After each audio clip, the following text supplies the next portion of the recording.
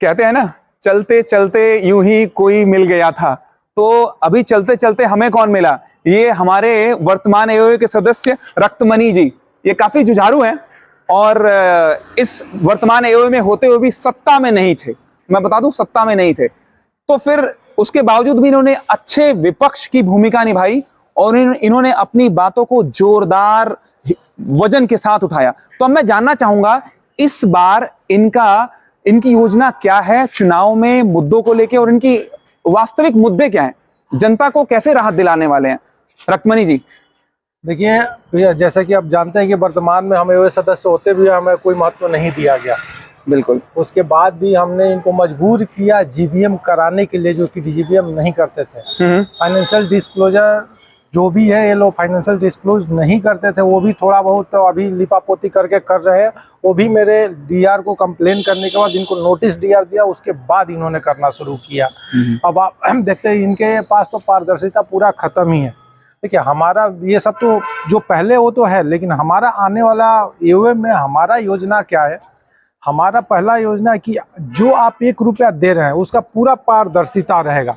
अच्छा। कहाँ आपने आज कितना दिया, कितना खर्च हुआ, कितना बचा है बैलेंस, कितना लेबर आए, कितने गार्ड आए, वो सब कुछ हम आपको डिस्प्ले करेंगे डेली अलग अलग माध्यम से। बिल्कुल सही जो ये बात कह रहे हैं। तो अगर आपको याद हो, हम बिल्डर से यही मांग करते रहे कि जो भी आप खर्चे कर रहे हो, किस मद में कर रहे हो, किन टुकड़ों में कर रहे हो, वो हमें बताएं।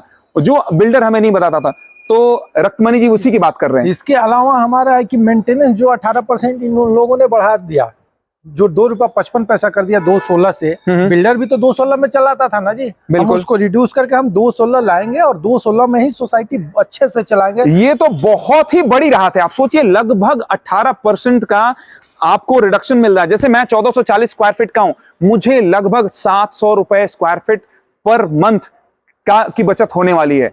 तो ये तो बहुत ही जबरदस्त है। इसके अलावा हमारा है कि फोकस, जैसे टावर 11-12 की रजिस्ट्री है। रजिस्ट्री पे इलेक्शन पिछला नहीं हुआ था, उससे पहले से मैं मुहिम चला था, जिसके में बिल्डर ने हमें 50 करोड़ का लीगल नोटिस भी दिया था। लेकिन एओए आने के बाद जो फोकस अप्रोच एओए को करना चाहिए, कोई एक सिंगल अप्रोच नहीं किया। डे 1 से हम इस पे फोकस अप्रोच करेंगे, लेटर हेड यूज करेंगे, जहाँ जहाँ दिक्कतें हैं वो दिक्कतों को रिजॉल्व कर। जैसे पानी का बिल का समस्या, पानी का 1,68,00,000 का बिल जो बिल्डर से इनको क्लियर करवा कर लेना था, इन्होंने नहीं लिया। हम उस बिल को सेग्रीगेट करेंगे। जिस दिन हैंडओवर हुआ उस दिन का बिल बिल्डर पे करे, उसके बाद का बिल हम पे करेंगे। इस बेसिस पे आज पर अमिताभ कांत रिपोर्ट के हिसाब से हम ओसी का मांग करेंगे। ऑक्यूपेशन सर्टिफिकेट हमें दे देगा, ये वहाँ से लेने का कोशिश करेंगे, जल्द से मिल जाए और रजिस्ट्री करवाएं।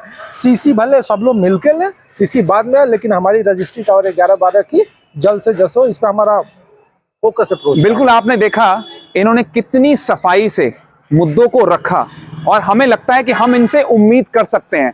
तो ऐसे ही हमारा ये जनता संवाद चलता रहेगा। हम इसमें प्रत्याशियों से भी मिलेंगे, आम निवासियों से भी मिलेंगे और आपके सामने सारी बात रखेंगे। धन्यवाद। इसमें एक और पॉइंट मैं जोड़ना चाहता हूं कि जो मेंटेनेंस है, आपका काम अगर घर में जो होने जाता है ना, आपको ये हर टावर में मैं देखता हूँ, ये लगता है कि एक एजेंट रिक्रूट कर रखा है।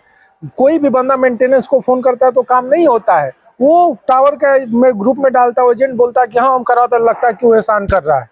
वैसे यहाँ होगा, ये काम हमारे टाइम में नहीं होगा। आप डायरेक्ट मेंटेनेंस को फोन कीजिए, मेंटेनेंस आपको आपका काम करेगा।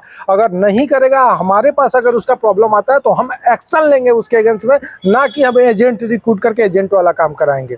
और पूरी पारदर्शिता होगी, 1% भी दिक्कत नहीं होगा, सब कुछ और सब लोग एक समान रहेंगे, समानता होगा। जैसे ये हल्ला गुल्ला ताम झाम जैसे करवाते हैं, जैसे लॉबी बना रखा है, वो लॉबी सिस्टम हम पूरा खत्म कर देंगे और सोसाइटी को हाईटेक बना देंगे कि आने वाला 10-15 साल बाद भी कोई भी एओए में आएगा ऑटो मोड पे अपना चलेगा। बहुत बहुत धन्यवाद, बहुत बहुत धन्यवाद रक्तमणि जी, आपसे मिलकर अच्छा लगा।